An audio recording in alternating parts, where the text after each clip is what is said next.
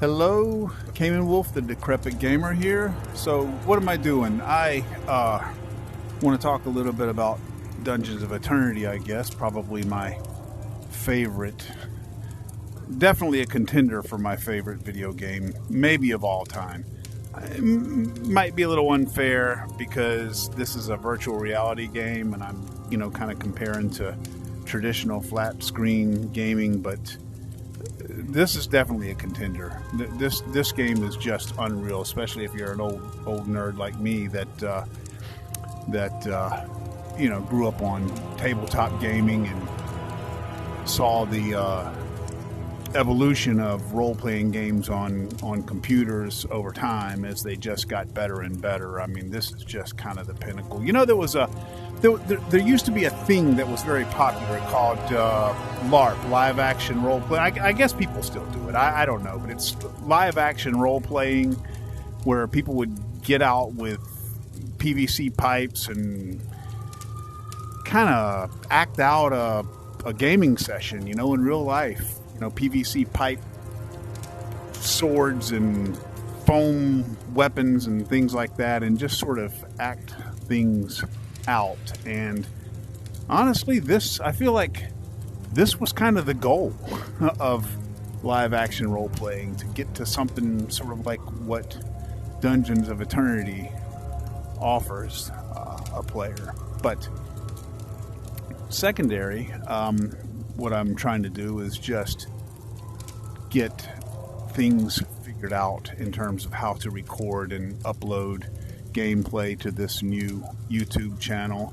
I'm not doing any live streaming yet. What I'm doing is I'm taking advantage of the enhanced game recording capabilities of the Quest 3.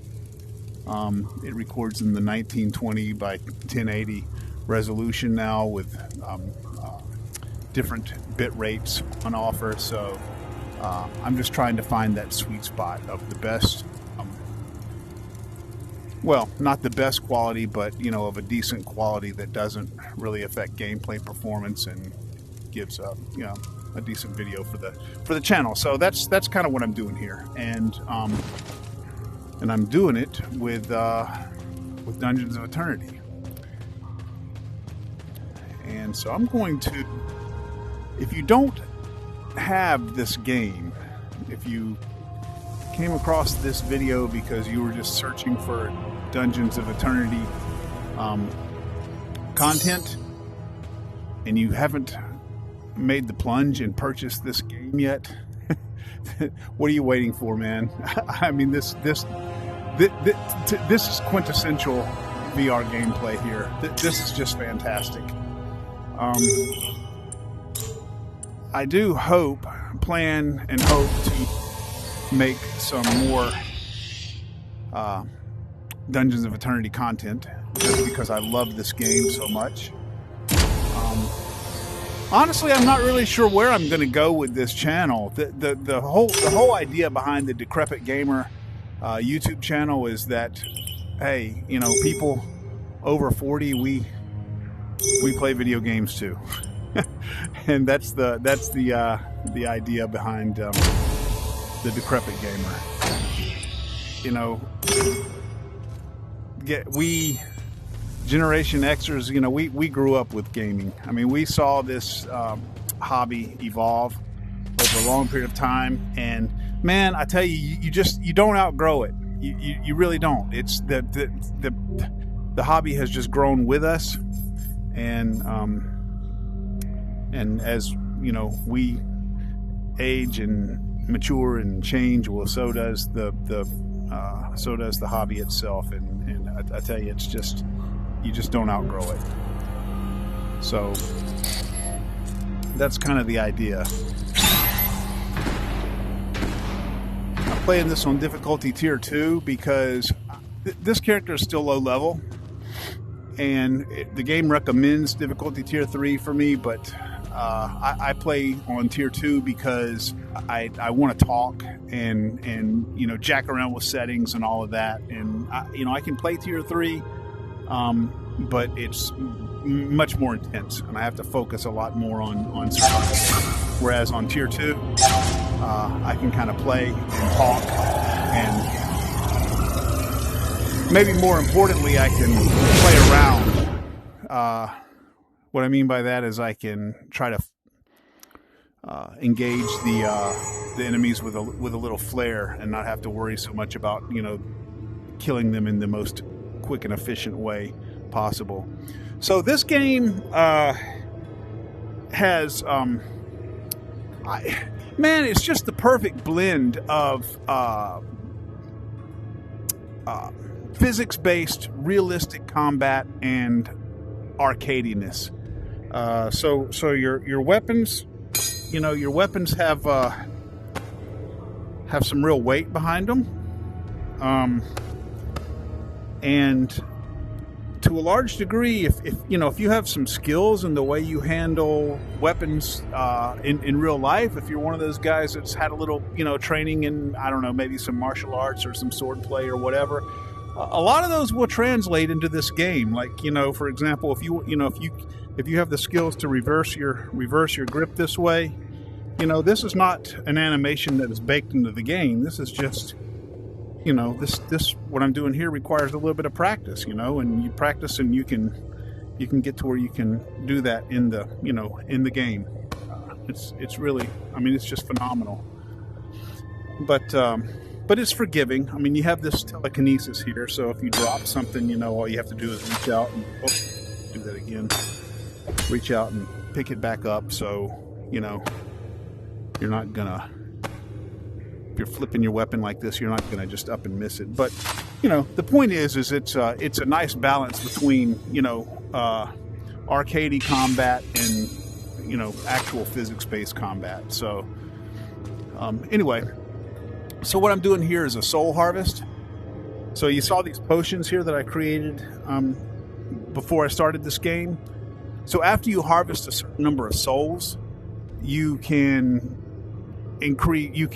craft more and more powerful potions. So I've got one potion left that I haven't obtained yet, and that's the invisibility potion, and it's kind of the pinnacle of the potions that you can craft.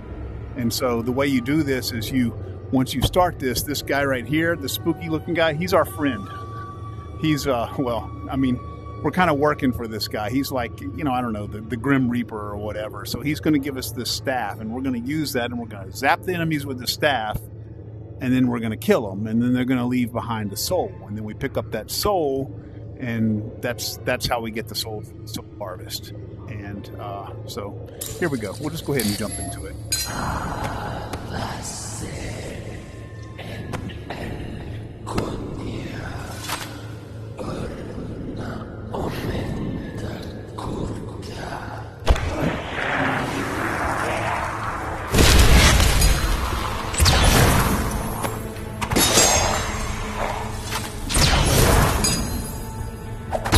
Ranged weapons in this game are very, very powerful. Maybe some of those guys have the ability to dodge them, like that guy right there.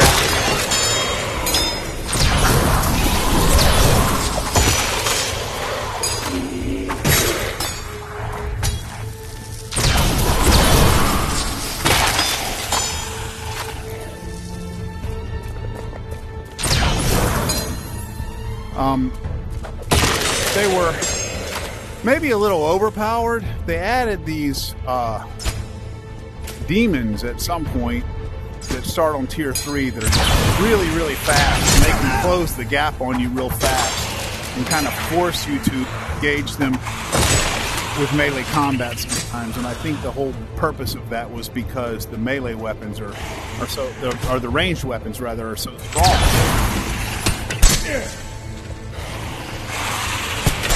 You bastard.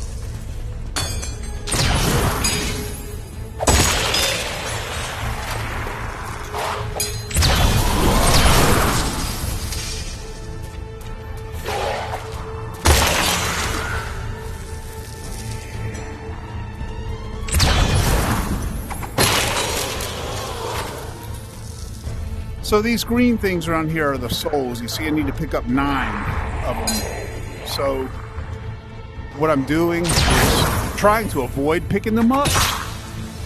I'm doing that for a reason.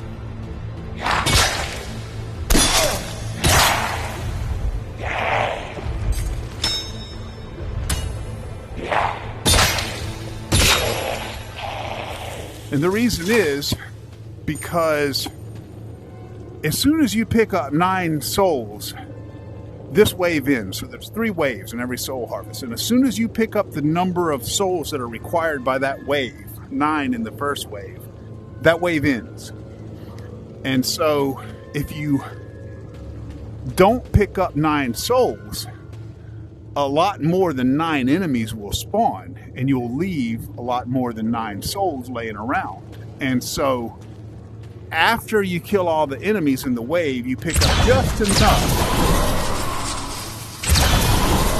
to end that wave. Right now I need 9. Okay, so there, I've got my 9. So I'm going to put the staff back up here. All these are still laying around. Okay, so every round, what I'm going to do is not pick up the requisite souls and kill all of the enemies. And then after all 3 rounds, there'll just be a whole bunch of these things laying around here, and you pick those up, and you can get, instead of the, what is it, like 30 souls, 30 something souls that you get by just picking up souls as soon as you kill the monsters. If you do it this way, you end up with like 70 at the end of the round, or at the end of the soul harvest. So I'll show you that.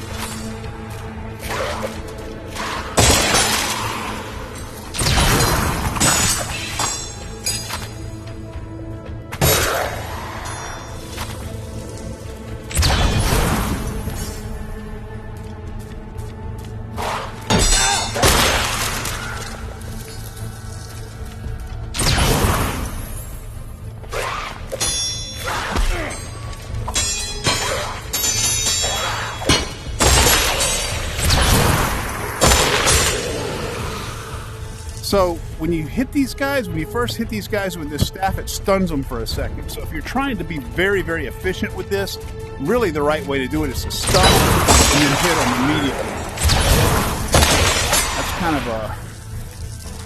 That's kind of the way you have to do it when you get up into when you start playing the really difficult tiers.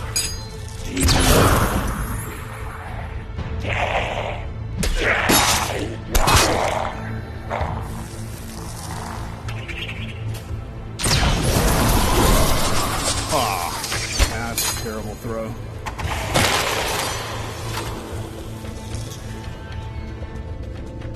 So the game adds just a perfect amount of aim assist. This guy froze me. Just a perfect amount of aim assist on these ranged weapons to such that he went down like a Bourbon Street hooker, didn't he? So it adds just enough aim assist that it makes you feel very proficient, but you can't miss by a mile. I mean, if you're not somewhat accurate, you'll miss.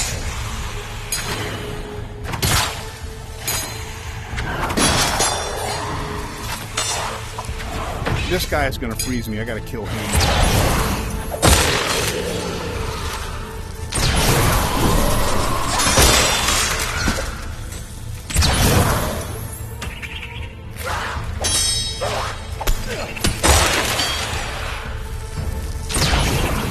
The swords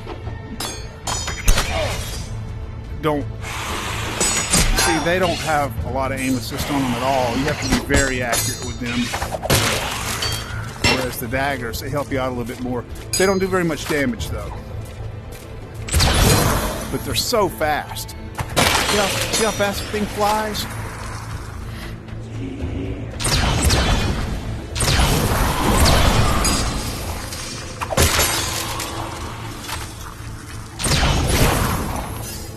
Let's see if I can hit him with a sword. One more time. There we go.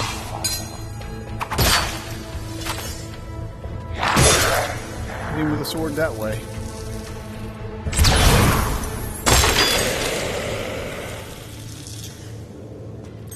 Okay, that's the end of that round.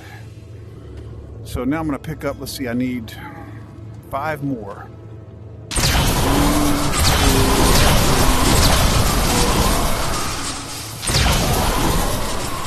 See, now that's enough to finish the round, and I've got all of these souls left around here. If I had picked them all up, then the round would have ended, and I would have had a lot less of these things laying around here. So let's do round 3. So at the end of every round in Soul Harvest, at the end of every round, at the end of every wave in Soul Harvest, one of these doors will open, and then you can go in there, and there's chests and coins and health potions and things like that. And he gives you a key, one free key to go in there and get whatever you can get out of those rooms. But I'm not really worried about that right now. I just want to get through the souls so that I can unlock my invisibility potion.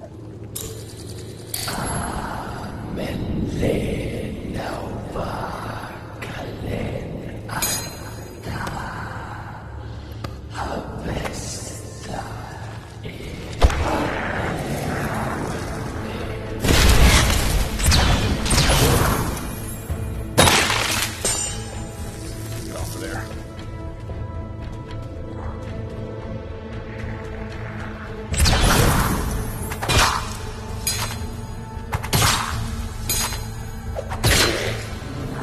Those zombies, you really have to hit them in the head.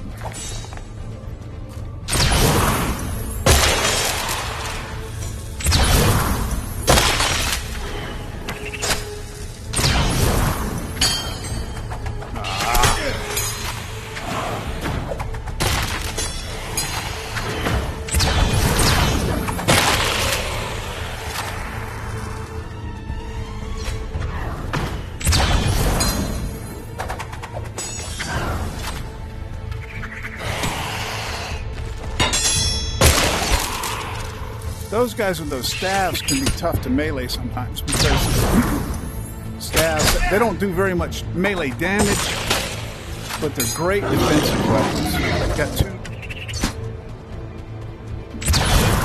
2 points on the staff to block with, not 1. Alright, that sounded like a boss. Let's see who I got up here. Let's see who I got to kill.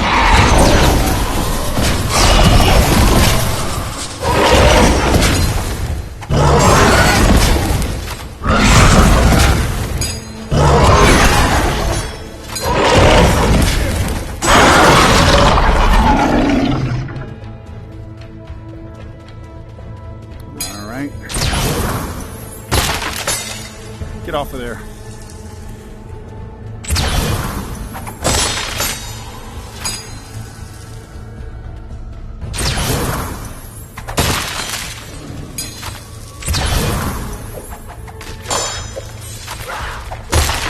See, that throw was a very weak throw, and that's what I'm talking about with the physics-based combat. How much damage you do depends to some degree on how hard you swing, or how hard you throw, or how hard you...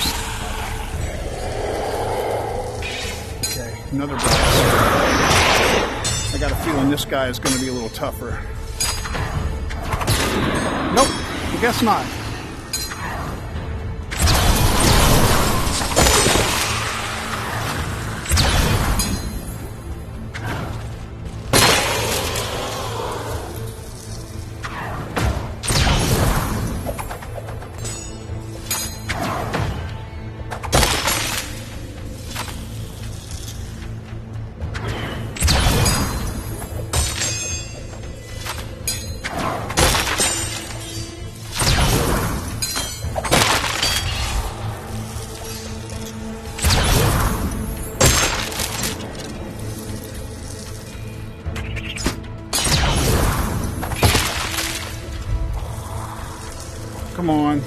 on. There you go.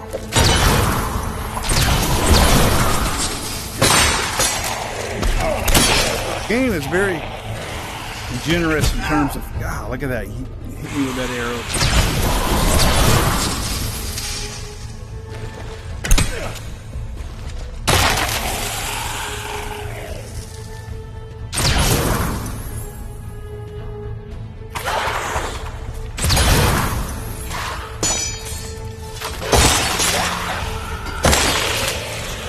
The game is very generous in terms of if you drop your weapon and you don't reholster it, just a few seconds it'll disappear and go back to your holster. See, so when you throw your dagger, you'll get it back in just a few minutes, or in just a few seconds.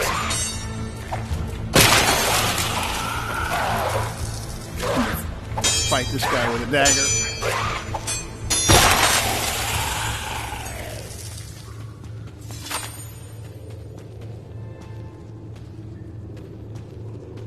See, now look, all of these souls laying around.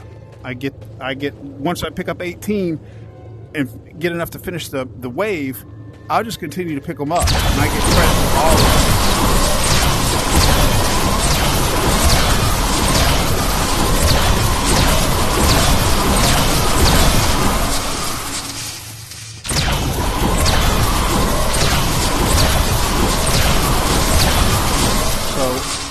A lot of people don't realize that about soul hearts. How to get so many more souls out of soul hearts.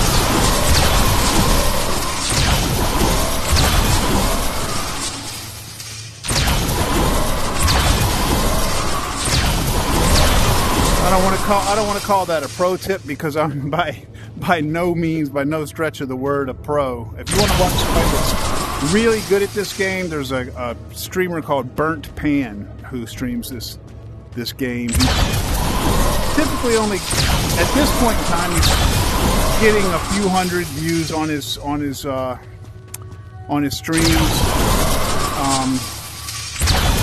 He claims to not really be overly concerned about that. You know, he's just streaming for fun, but the guy is really, really good at the game. So if you want to see somebody who's really got some good mastery of this game, check out his channel, Burnt Pan. I believe he's got some other content as well. I think he just kind of does this for fun and isn't really so concerned with the number of views that he gets, but it's good. It's good content. It's good gameplay. If you like to just watch good gameplay, it's good gameplay. So so that's it. There's the last gate right there. I'm tempted to just leave, but I think what I'll do is go into, okay. These are interesting rooms. See, they're dark. So you grab this torch here, light it up, and then you can kind of light your way. There's a health potion.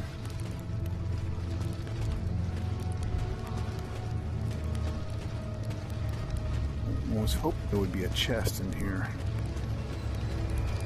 just so you guys can see it. This game's been out for I think a year now, or over a year, so I don't think it's probably new to anybody. It's one of the best, generally considered one of the best VR games out right now, so everybody probably is familiar with this game. But I guess I'm kind of targeting this video toward maybe any new players who haven't picked the game up yet. And I will, if I start making some more content, I'll make some hints and tip videos, some guides and things like that. Really, the purpose of this one was just to kind of get a feel for how I need to set up the parameters for streaming to get a good stream. So I'm going to go ahead and head back. Now, I'm not going to do these other two rooms.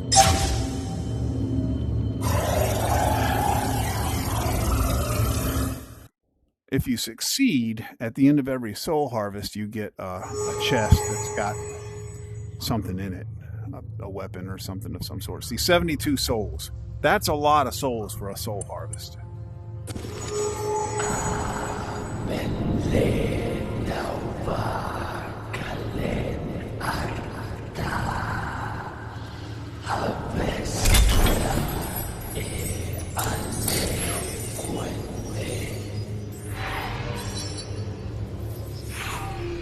Healing staff. Okay. I guess those are good for playing in groups. I don't know. The potions tend to be so abundant anyway. I'm not really sure that there's much of a place for that.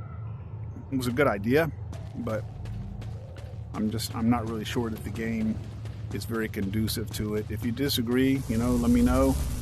I'm still, low level, level 20. I'm still a low level character, so maybe I'm wrong about that. Particularly up at the higher levels, but I haven't found much use for them. Okay, well, I'm not going to craft that, so I'll go ahead and end the stream here. If anybody happens to watch this, I appreciate it. Thank you. Do the things, the like and subscribe and all that crap. If I don't get any viewers and I'm just talking to myself, well, that's fine too. So if you were here, thanks, and we'll see you next time.